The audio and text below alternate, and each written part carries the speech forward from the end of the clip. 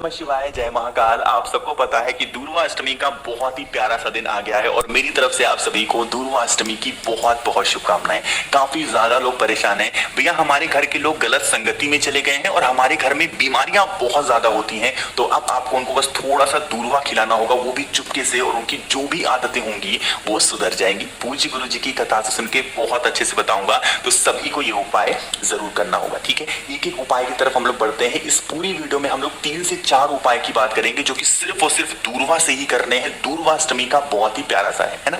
चलो, सबसे पहले हम लोग उपाय की बात करते हैं जो कि गलत संगति के लिए है या फिर आपके घर में बीमारियां बहुत होती हैं उसके लिए होगा। देखो स्क्रीन पर क्या दिख रहा है, आपको दिख रहा होगा दूर्वा। तो हमें मात्र एक दूर्वा लेनी है, जो हरी वाली दूर्वा नहीं होती है, वही हरी दूर्वा एक लेना।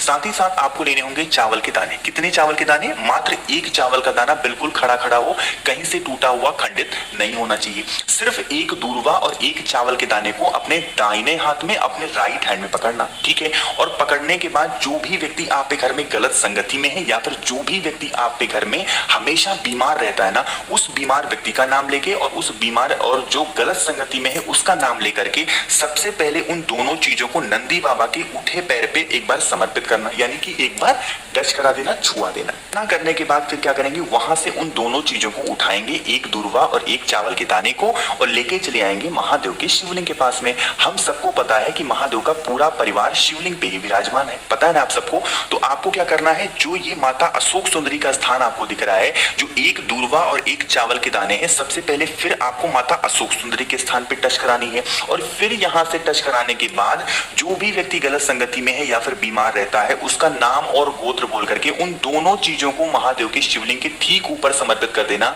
श्री शिवाय नमस्तुभ्यम का ध्यान करते हुए। और उसके बाद फिर एक लोटा शुद्ध जल तांबे के लोटे से समर्पित करोगे। कुछ भी आपको करने की जरूरत नहीं है, सिर्फ इस उपाय को करके देखना। उस व्यक्ति का नाम और गोत्र लेकिन जरूर बोलना, और इस दूर्वा का उपाय करके देखिएगा, उस व्यक्ति की जो बीमारियां होंगी वो तो ठीक होंगी।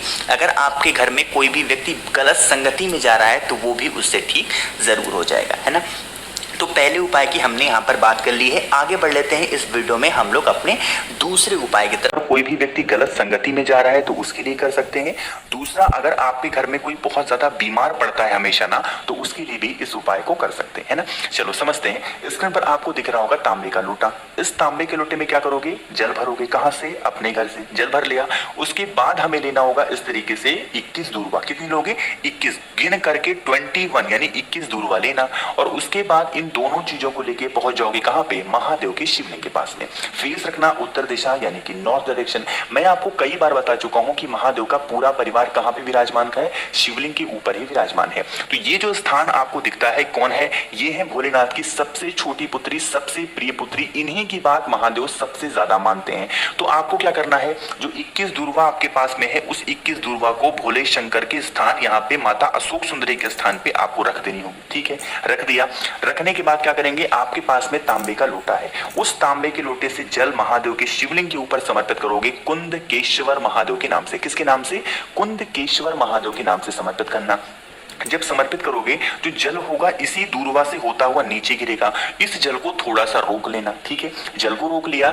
जल को रोकने के बाद ये जो 21 दूर्वा आपने यहाँ पे चढ़ा रखी है, इस 21 के 21 दूर्वा को पूरा का पूरा यहाँ से उठा लेना। ठीक है, उठाना। और उसके बाद हाथ जोड़ करके महादेव से विनती करना, हमारे घर का ये सदस्य है, बहुत ज्यादा बीमार रहता है, इस तरीके से गलत संगति में है, ड्रिंक करता है, जैसे भी गलत संगति आप ही लोग जान पाओगे आपके घर की, तो उस अकॉर्डिंग अपने हिसाब से प्रार्थना करना।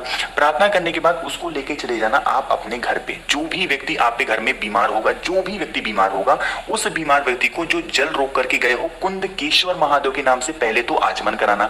जैसे इस उपाय को आपने जिस दिन किया, उसके अगले दिनों से 21 दिनों तक एक एक दूर्वा आपको उस व्यक्ति को खिलाना है। अगर मान लेते हैं कि आपको चुपके से खिलाना है, तो उस दूर्वा को सुखा लो, और सुखा करके उसका पाउडर बना लो। और जब भी कोई भी व्यक्ति आपके घर का गलत संगति में है, कुंदकेश्वर महादेव के नाम से जब भी खाना दो, बस एक चुटकी धीरे से उसमें किसी भी चीज में मिला करके खिला देना। उसकी जो गलत संगति होगी, उसकी जो गलत आदतें होंगी, वो तो दूर होंगी। साथ ही साथ अगर कोई बीमार भी बहुत ज्यादा पड़ता है तो उसकी बीमारियां भी ठीक जरूर हो जाएंगी। ठीक है, तो आप सभी लोगों को ये उपाय जरूर करना है।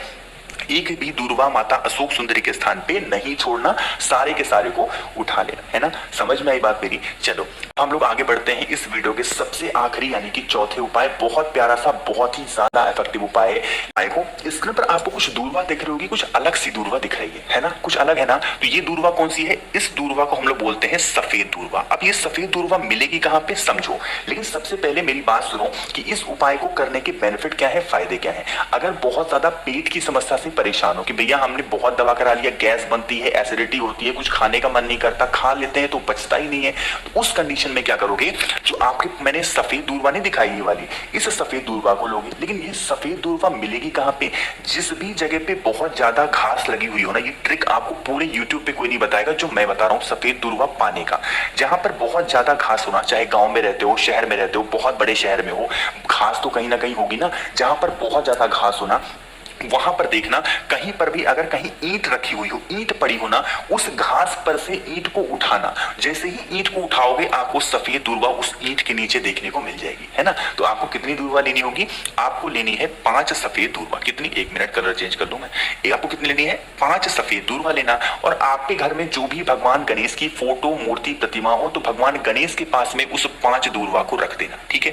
दूर्वाष्टमी के दिन रखना, पूरा दिन रखे रहने देना, पूरी रात रखा रहने देना। अगले दिन जब आप स्नान करना सुबह, तो उस दूरवा को उठा लेना वहां से और ले जाकर के किसी अच्छी जगह पे आप अपने घर में रखना। और शाम के टाइम पे प्रदोष काल में आपको अगले दिन से उसको चबा चबा करके उन 5 दूरवा को खा लेना है। हफ्ते में 1 दिन जब भी आपको मौका मिलता है इस तरीके से उपाय को करके देखना। आपकी पेट की जितनी समस्याएं होंगी, जो भी प्रॉब्लम होगी ना, वो धीरे धीरे करके खत्म जरूर हो जाएगी, है ना। दोस्तों, इस वीडियो के माध्यम से आप लोगों को पूजनीय गुरु जी द्वारा बताया गया शिव महापुराण का उपाय बताई जा रही है। दुर्वाष्टमी पर किए जाने वाले ये उपाय आप लोगों को कैसी लगी, अच्छी लगी तो वीडियो को लाइक, शेयर एंड सब्सक्राइब करना न भूलें। धन्यवाद दोस्तों। हर हर महादेव, नमः शिवाय।